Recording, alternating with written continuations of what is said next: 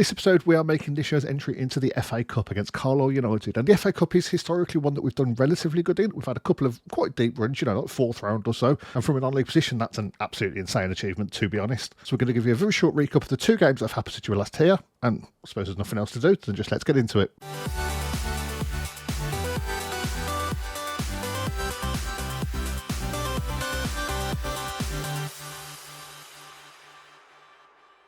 So we played two games since we were last here, but before we get to the recap, Nathan Hughes has actually won Player of the Month. Well, Young Player of the Month, not quite as good, but still. A 7.16 rating with 1 goal and 2 assists over 6 appearances has earned him the accolade. Been an absolutely fantastic start for him here at the club. Delighted to have him, and I'm really worried that he's going to end up getting nicked off us. But yeah, as I said, we've played two games since we were last here. We're going to do a quick catch-up on those, and then we will get into today's game in the FA Cup against Carlisle United. So obviously in the last episode, we finished it off with a comfortable 2-0 victory over Harrogate. There was never really any doubt in us losing this. Once we got that first goal, Harrogate didn't really create much at all, and we were incredibly dominant. And, I said in the last game that we were only doing that match really because we were on a bit of a winning streak, and I thought we might get a good performance in, which is decidedly rare in these live comms because we normally just do the big teams or the important cup matches. So we're always going to be playing matches where we struggle a lot more than, let's say, a game against relegation fodder or something, which realistically we should also be. But yeah, in the two games since, the streak has continued. We've now had 5 wins in a row, and both of the last two games have been 3-1 victories. The first one came against Accrington Stanley away. Stephen Bain really stepped up here and managed to get 2 goals, as well as Rig managing 2 assists. The first goal came in the 57th minute with a lovely long ball over. Bain picks it up and smashes it into the bottom right corner. Then in the 65th minute, another long ball over. O'Neill gets a little head down. Rig passes it inside. Bain goes for a weird low shot that seems to deflect into the top corner off the goalkeeper. I don't know what it hit, but I'm delighted that it hit it. And then in the 81st minute, and the ball inside to Rig, he puts Lennon Wielden through for a rare goal from him.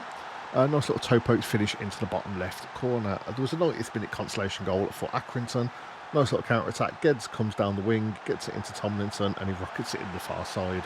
But it was too little too late. And we followed that win up with another victory, this time 3-1 against Bristol Rovers.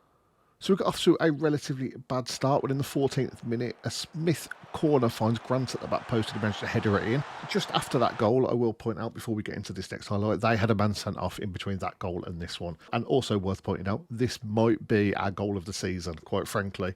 A Lewis free kick gets headed away, a looping header, and Rig just catches it on the half volley, straight into the far top corner.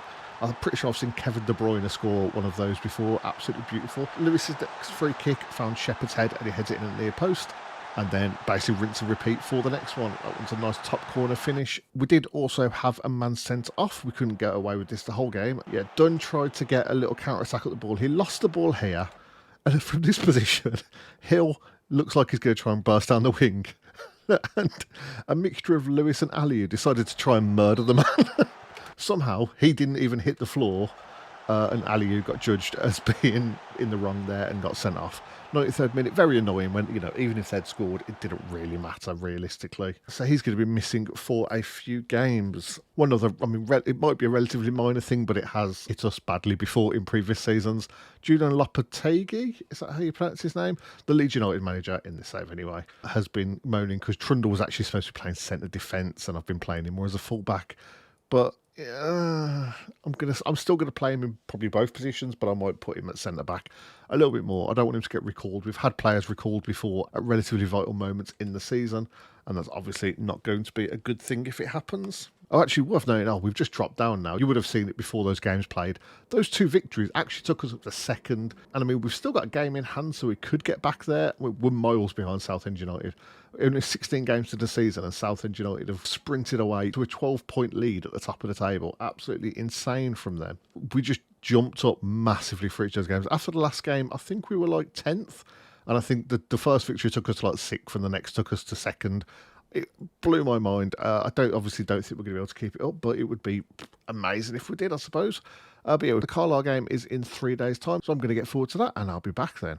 But before we get to the match, with the extra little bit of revenue we've been generated from, the slightly higher crowds and slightly higher prices, I assume, that we're charging in League 2, we've had our transfer budget increased up to 23,000. It's still basically nothing, and I don't really plan on paying money for anyone, but at least we'll be able to whack some of that into our wage budget, I want to say. we'd be able to put our wage budget up. Oh, a massive 200 with that. Yeah, we have already had our wage budget increased at some point, I think by about 1,000 maybe. But yeah, this is a nice little upgrade on top of that, I suppose. We've also had transfer revenue retained increased up to 30% from 15. And the youth level is going to be going from category 0 to category 4. I don't really know what that stands. I feel like a category 1 is a top one. So does that mean we had none and now we're going in at the bottom level? Or is category 1 not the top one and instead we're going up 0, skipping 1, 2 and 3 and going to 4? I don't really know. But yeah, we're going to be putting some money towards that at the end of the season, apparently. Okay, and it is game day. Only other bit of news I think we've had that I might not have recorded was Lennon Wheeldon's picked up an injury and is going to be out for 4 to 6 weeks. He's basically our fourth choice striker, so that's not a huge problem realistically. But as for the players that are playing, we've got Ombang in goal, Hughes, Mulroney, Abbott and Lewis across the back, Boyang and Sherwood in our more attacking midfielder positions, with Foyo in between them as essentially our defensive midfielder. It just, you don't want to bring the two side players in too much, I feel like, if that makes sense. If you pull him down here, these two are very narrow, so this looks better from my point of view. Rig in front of them in his enganche role, which I'll be honest, I still am not entirely sure what it does. It says he's basically a primary creator, but I don't see what the difference between that and an advanced playmaker would realistically be. But yeah, and then we've got O'Neill and Cadamarchi starting up front. Stephen Bowne will probably make an appearance because all three of our strikers are on a heavy workload. I mean, quite a lot of our teams on a heavy workload, to be honest. So we might be making quite a few subs in this game. We've got a relatively strong subs bench, even if it is a little too defensive, let's say. Actually, for that point, I am going to bring Bobby Dunn on just to cover another position. Let's bring Talon Shepherd off the bench because if we bring Trundle on, we're going to play him as centre-back, as has been requested. I really hope I don't live to regret that decision, but I've put Batty on the bench for that very reason. But yeah, we're doing well. We're on a good run. Let's keep this going. Defenders, I've got faith in you. Midfielders, I've got faith in you. That works for me. That's the most amount of players we can please at once. Carlisle United are lining up in a 4-4-2. We're in our 4-3-1-2, as has become standard at the moment. I was looking through the teams beforehand, and did I not see... Oh, yeah, Jonathan Lecco is on the team. I mean, he's played for Birmingham City, but I'll be honest, I didn't really see much of him, and he was awful in the times I did see him, but he was a very good youngster at West Brom, and I was surprised to see him this low down the leagues, to be honest. I mean, League One isn't majorly low, I suppose, but yeah, he is out for a considerable amount of time, 2 to 4 months. So he is not relevant for this game. But yeah, we've got 3,948 fans here today watching this clash. It has been a relatively quiet start though, which is the magic words to make a highlight happen. Oh my God, I thought that had just gone straight in. Ombang was rooted to the spot. Did not move at all. But luckily it did just go slightly wide. We've managed to have 6 shots so far, 7 shots now, 2 on target. Haven't seen a single one of them. Now we're up to 8 and 3. We're absolutely dominating them and are not seeing any of it. Could we get, one more highlight before half-time maybe? I mean, the only one we've seen is them putting that free kick slightly wide. Oh, okay. I was just about to pause it to do a shout. And we've got a highlight. Foyo's picked the ball up in midfield. Rig gets the ball through to O'Neill. He's 1-on-1 with the keeper. He's gone round the keeper and he has popped it in the open net. Come on, Kevin O'Neill. Absolutely fantastic from the young man. A beautiful finish there. And just in the nick of time as well, just before half-time, completely changed the team talk. That's just a beautiful pass through from Rig. He has been a creative mastermind in this position since we brought him in. His first few games when we were playing him in the middle, back when we were using two Mazzalas and we put him in the middle of the midfield 3 as an advanced playmaker, he was looking all right, but was just nowhere near as good as he has been since. I'm really pleased with the number of shots, keep it up, everyone's delighted. I'm going to give it 15 minutes or so before we start to make a few subs. We've got a few sort of tired legs on there, but they're all more than capable of going on. They're in a lot better condition than most of the Carlisle players are at the very least. Edwards now with a corner to the back post, but Ombang collects it. Is he going to put a long goal kick up? No, he doesn't look like he's going to. He does. That's a very high. That's coming down with snow on it. Foyo gets a nice header to Boyang. Is the striker going to make a run here? Sherwood gets the ball up to Cadamarchi, but he gets dispossessed. Sherwood does win it back though. Looks to get a pass in. No, he doesn't. He puts it back to Lewis. This looks like it'll be a cross. O'Neill at the back post can't quite reach it, and Borthwick Jackson headers it back out wide. Lewis picks it up though, bursting into the box. And managed to beat the keeper, but a defender controlled it in the 6-yard box. I can't quite tell what happened there, but either way, we didn't manage to score, which I suppose is the important part. Right, okay, so with that, we might make a sub or so. I don't really want to take Rig off, even though he's the most tired, but I think I am going to. Going to bring Dunn on, and I think move Sherwood and Dunn around. Sherwood can definitely play in that hole very well. As far as the other players, I'm not going to make any subs just yet. I'm just trying to keep legs a little bit fresh, but I don't want to weaken the team too much, considering, you know, we are already 1-0 up. But hopefully that could change with this Lewis free kick. Oh, and it does. What an absolutely insane free kick. I was really expecting him to go for the near post and just like chip it over the wall. And as soon as I started seeing it go, you know, across the goal, I thought, well, that's going miles wide, and it just perfectly hit. Oh, that could not have been much more in the corner. That was a beautiful finish from Aaron Lewis. What a guy. All right, for the last 15 minutes, let's make a couple more subs. I'll bring Boyang off for Turnbull. I'm going to switch these around a little bit. Put Dunn in the middle, and then we'll have ball-winning midfielders on either side.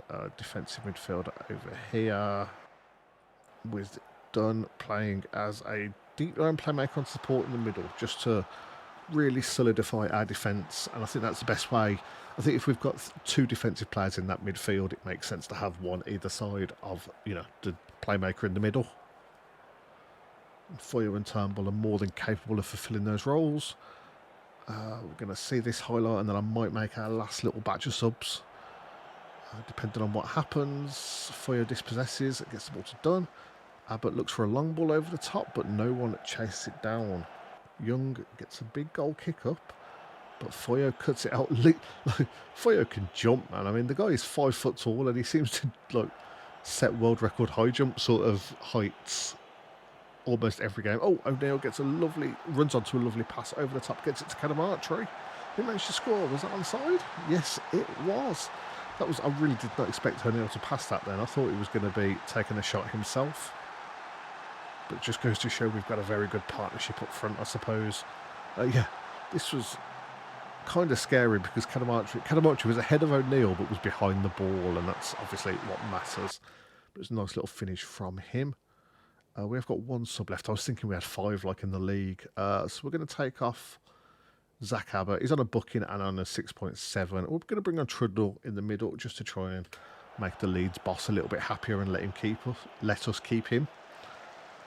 Carlisle are coming forward. This has been an insane win considering Carlisle are mid-table in the league above us, and we have absolutely destroyed them. They had that 1 free kick early on and have basically done nothing since. Or we've let them do nothing since. Sherwood now gets the ball up to O'Neill. Can Cadamartri make a run? No, puts it out to Lewis instead. Lewis bursting forward. Well, not really bursting, but still. Just find a bit of space. Gets it into Cadamartri. Lewis back to Dunn. Oh, a lovely low shot. I mean, it was definitely going to get saved, but the defender got the block and the clear instead. 3 minutes of added time, and it looks like we are done. Yes, a beautiful victory to finish off today's episode. Just a great performance all round, to be honest. I would have liked those extra 2 substitutions to give a few of the players a little run out. But yeah, that was outstretched arms. Can you hear that? That's all the people that wrote us off backtracking. Beautiful performance. And I honestly can't believe that we're in the next round quite so easily.